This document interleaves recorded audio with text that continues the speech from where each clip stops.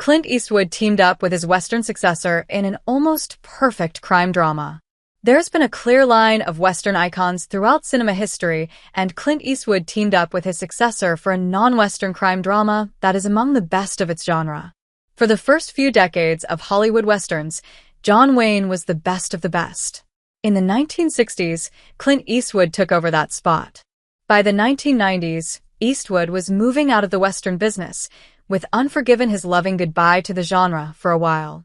Replacing him was Kevin Costner, and he has since picked up the baton and run with it. However, in 1993, Eastwood and Costner teamed up for a crime drama that ended up a minor masterpiece. Clint Eastwood and Kevin Costner co-starred in A Perfect World. In 1993, Clint Eastwood was coming off his greatest success, directing and starring in the brilliant Western Unforgiven. This was looked at as the final great Western movie, and Eastwood was moving into other areas in his directing career. Meanwhile, Kevin Costner was 3 years removed from his Western dances with wolves. It seemed that Eastwood was on his way out and Costner was on his way in, and in 1993, it was time for the two actors to team up. The movie was called A Perfect World, and it was a crime drama. Costner stars as a convict named Butch who escapes from prison and takes a hostage, a young boy named Philip. Clint Eastwood stars as Red Garnett, the chief of the Texas Rangers, who sets out to bring Butch in.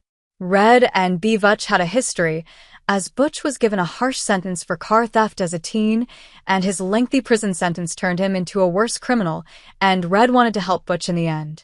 Critics praised the movie, with praise going to Clint Eastwood for his direction and to Kevin Costner for his performance as the escaped criminal who became a protector to the young boy he had abducted. Despite this, it remains an almost forgotten crime drama that deserves a much bigger audience. Since its release, when it was a box office disappointment, critics have begun to reappraise the film as one of Clint Eastwood's most underrated and satisfying directorial efforts. Furthermore, the iconic critical publication Cahiers du Cinéma named it the best film of 1993, a year that included Schindler's List and Jurassic Park.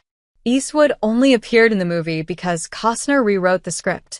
While Clint Eastwood was signed on to direct A Perfect World, he had no intention of appearing in the movie at first.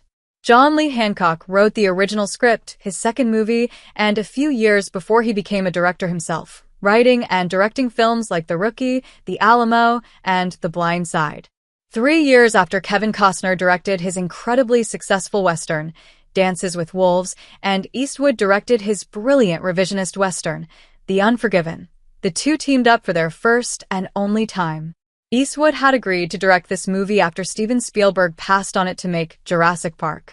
Eastwood agreed to cast Costner as Butch, but the actor wanted Eastwood to star in the movie with him, believing it could help his career as a Western star. However, Eastwood didn't want to take on the role. This led Costner to take a chance, and he began working with Hancock on the script to beef up Red's role. Producer Mark Johnson said that the part of Red was changed so that he had some vested interest in being there. Costner also boosted Laura Dern's Sally to have a line that helped make the decision easier when she said Red wanted to find redemption.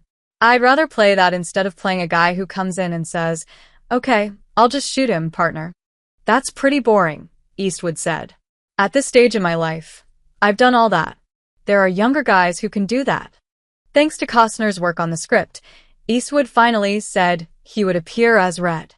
Sadly, the movie was disappointing at the time, with Kevin Costner and Clint Eastwood both believing it was underwhelming. This was especially true after their previous Western success stories.